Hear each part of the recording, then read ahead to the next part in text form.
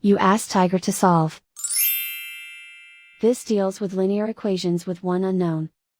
The final result is x equals 1 over 2. Let's solve it step by step. Group all x terms on the left side of the equation.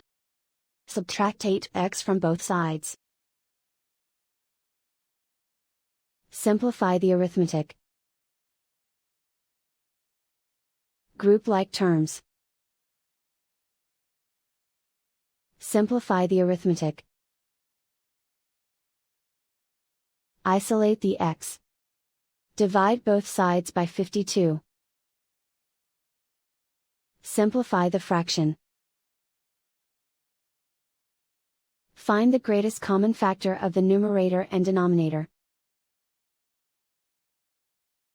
Factor out and cancel the greatest common factor. And so the final result is x equals 1 over 2.